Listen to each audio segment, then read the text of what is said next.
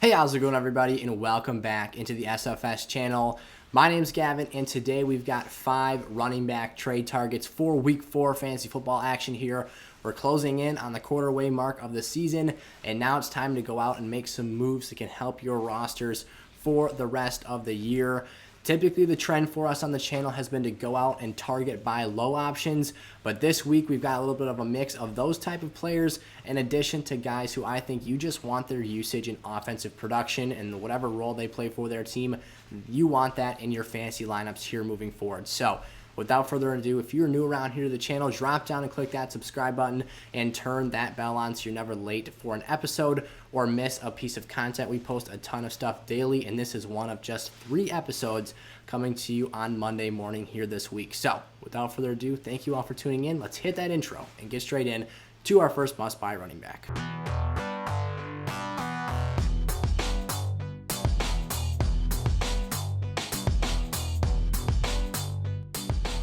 Alrighty, here we go. Kicking things off, we are starting out with one of those players who you're not necessarily going to get a value buy on this week, but I think the role that Najee Harris plays for this Pittsburgh Steelers offense was really enforced and put up on a pedestal here in Week 3 in that performance against the Cincinnati Bengals. His usage was off the charts. 28 total touches, 14 of those were receptions. Najee Harris is a part of this dink and dunk Pittsburgh offense that is insanely one-dimensional. I mean, we saw what happened with Deontay Johnson out of this game, and then Juju Smith-Schuster wasn't on the field as he was ruled out midway through the game. They had nowhere else to go. It was either Najee Harris or it was Chase Claypool. There was nothing in between. Big Ben can't accurately pass the football downfield anymore. He can't hang in there in the pocket and make those difficult throws that we once saw.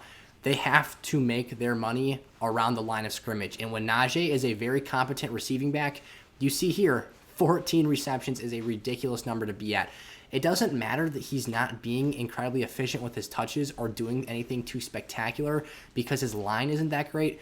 When you are getting dang near 30 touches, that volume is so good, it will propel you the rest of the way and get you those numbers that you need to go the distance in your fantasy leagues. He also had a touchdown called off the board and brought back. So you're looking at 6 more fantasy points that were negated due to, I believe it was a holding call. So you're talking about more production left on the table here, a fresh running back, a rookie who's young and rearing to go here. So down the stretch, if he's healthy, that workload, that volume, I don't necessarily think he'll be at 28, 30 touches per game here, but he will be 20 plus, and that is a great number to be at. He is a player in any format. He gets the usage and the volume I'm looking for. I would make a significant trade offer to get Najee Harris's services and talents on my roster. Before I get into my next must-buy running back, I want to take a quick second to talk to you all about the best way to become a more profitable sports bettor this NFL season. OddsJam is a sports betting website that compares odds from over 30 top sports books and helps you find the best value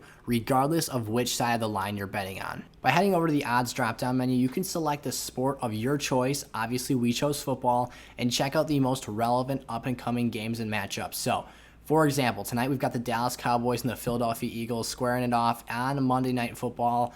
And here you can see all the different game modes and options that OddsJam has for us to choose from to take a look at the various sportsbooks lines. So we'll look at the money line section today. You can see on OddsJam, what they do here is they lay out all the different sportsbooks and highlight the best value for each team. So money line, we're picking the straight winner here. If you want to go Philadelphia, picking the dogs, it's a smart choice here. You can find them on DraftKings for plus 155, or the Score has them at those odds as well. And here you can compare that to the lines for the Dallas Cowboys and decide which one of those you'd like to go with. Another great feature of OddsJam is their arbitrage bets, which is essentially risk-free betting. Here you'll see for that same Dallas Cowboys versus Philadelphia Eagles matchup, OddsJam has 5 different sports books lined up for us that, for example, if you were to place $100 on FanDuel for the visiting Eagles and then $100 for the favored Cowboys on any one of these 4 matchups, you would return on your investment. One of those is obviously going to be a winning bet. The other is going to lose.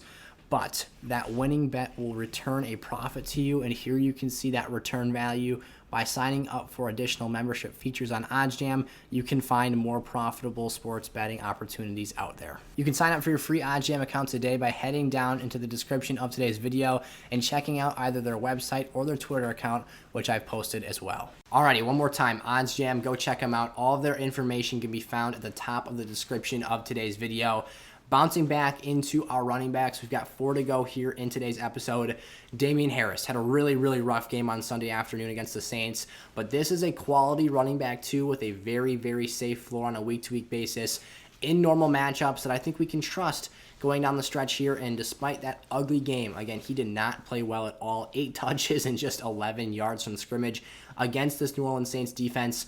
But this has been regarded as one of the top running stop units in the National Football League going back like 3+ years now. They lost some pieces this offseason, but then the game script also got really in the way of Damien here. The Pats were down early, and they were trailing, trying to catch up in this football game basically the entire time through here. That does not play well to Damien Harris' skill set. He is a front-running tailback who goes out there and plays smash-mouth football and is a power back that will move the chains behind this great offensive line. When the Pats fall behind, though, he is not a receiving down back or a player that's going to come in here and be used in that fashion. They have other names in New England to fulfill those roles. James White in particular, although he did have some injury issues and he was knocked out of the game. We'll see and evaluate that moving forward as to the significance of that injury, but it didn't look good based off of what we saw on the field for him. Damien Harris, though, this is a running back room that, with that James White injury, is becoming thinner and thinner, and he is the clear lead tailback for this team. Again, if they get in passing down situations, he's not going to be all that utilized, but on the goal line, Damien Harris is the man. First and second down, Damien Harris is the man. You're looking at a guy who can come out here, see roughly 16 to 20 rushing attempts per game, and if they have control and are running that offense in a way that's controlling the clock in football games, Damien Harris is a 100-yard from scrimmage type player that can get you those really steady RB2 numbers, as I touched on. Dalvin Cook. So now we're getting into some big ticket players here. We've got 3 straight running backs that are dominant RB1s that I think have lowered trade stock this week and give you an opportunity to go out and make offers for them that could potentially net you their services on your team. Dalvin Cook's the top 2 running back in fantasy football. Right now, he was ruled out, did not play in the Week 3 matchup against the Seahawks, where the Vikings and Alex Madison looked dang impressive running the football there. They got the win. Dalvin was dealing with an ankle sprain. Couldn't go late in the week. They had some unexpected news. He wasn't progressing quite as they hoped. Boom, insert Alex Madison, Vikings off to the races, they win that football game. But Dalvin Cook is the centerpiece of this offense. Mike Zimmer said it himself, they go with Dalvin Cook, and when he's running at a high pace, playing that high motor style football that he does and running hard and physical, they are out there winning football games, controlling the clock, playing their brand of football. Dalvin Cook is the culture of Minnesota Vikings football, and he is the offensive weapon that makes them go. He's going to come back in this lineup. Once he's healthy, I expect him to be ready for Week 4, but if he's not, that's maybe even all the better in terms of long-term investment, having a 100% healthy player, because you don't want that ankle to get re-injured and have him miss additional time here. Dalvin, again, is a top 2 fantasy football running back. You guys know that, but I can't stress that enough. With this injury, you can capitalize off some scared players out there in the fantasy community, and those who watched Alexander Madison produce as he did. Look at the situation with, and I know it's a little bit different because Tony Pollard's seeing volume with Ezekiel Elliott on the field, but look at the stir that's created in the fantasy community about who's the true number 1 running back for the Cowboys offense and which player would you rather have on your team in that situation. Players may fear a similar level of workload splitting here for this Vikings offense, but we've seen here in the past, when Dalvin Cook's healthy, Alexander Madison is almost a non-factor in this offense. Please go out here. I would offer my top running back as well as a wide receiver too, if you don't already have one of those elite level running back performers on your teams. I'm talking Derrick Henry, Alvin Kamara, Christian McCaffrey. I would offer pretty much any other player plus a wide receiver 2 or 3, one of those pieces that can kind of upgrade you and get you that extra push you need in that trade offer to go out and get Cook and get one of the top players in fantasy as it is on my roster.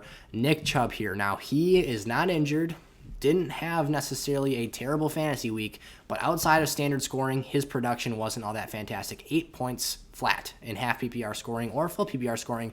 No receptions, no caught passes for him this week. 22 rushes, 84 yards on the ground. That's all he had. Again, no receiving volume here, no touchdowns this week. He had a decent floor, we'll give him that, but the overall ceiling and upside wasn't there for this game. It was the Nick Chubb show here. But what's encouraging to me is that Nick Chubb had 2.2 times as many rushing attempts as any other Cleveland Brown, that being Kareem Hunt at that number 2 position with 10 carries on his own. So Kareem did his damage in the receiving game against Chicago on Sunday, but I expect Nick Chubb to week over week have this similar production. The Bears run stop, it's not elite, but it is very solid. Nick still averaged right around that 4 yards per carry marker, but again, the fact that he didn't have one of those explosive runs that got him out in space for a 20-plus yard touch or find the end zone limits that ceiling down a little bit, and you can take advantage of some other names that came out here and had very, very strong weeks. And again, try and capitalize off that Kareem Hunt hype that might be going around because of that awesome boom performance that he just put up against the Bears on Sunday. And then finally here, you saw him on the thumbnail, Christian McCaffrey. Same situation as Dalvin Cook. Why not go out? And potentially, the trade stock might even be down further for Christian McCaffrey. We still haven't heard a timeline, an official injury designation. Now, we know it's a hamstring injury.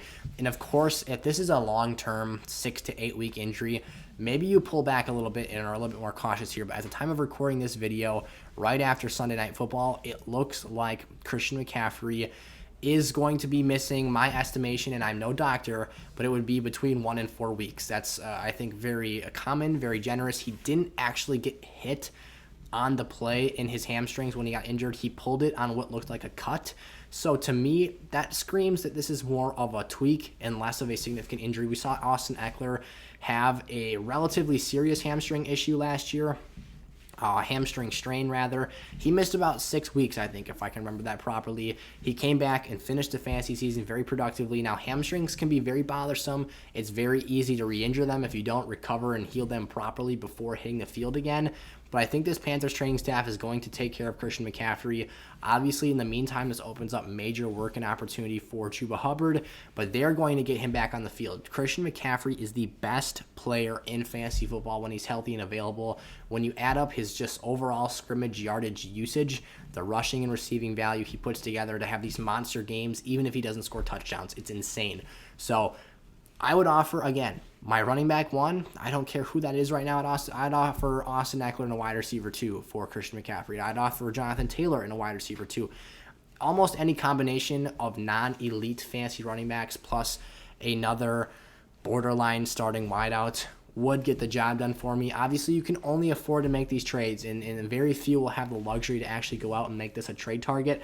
But if you've got the depth in your running back room, go make an offer, try and get CMC. It will pay off if he can come back healthy because that long-term upside is there and he'll produce for your lineups. We're talking about a 3-0 team right now, so this is certainly someone that I expect to be vying for. This is long-term projections here, and I don't even necessarily need to get into this, but for those of you who might even be worried about, the Panthers being 3-0 right now, they're going to be vying for a playoff spot late and not resting players because they're going to be trying to push that seed upwards again. Super far out and out of the box for fantasy here, but even long-term, last week of fantasy football, we know how we typically have those Chiefs and Patrick Mahomes-related concerns where maybe Kelsey and Mahomes don't play in your fantasy championship week because they're resting them for the postseason.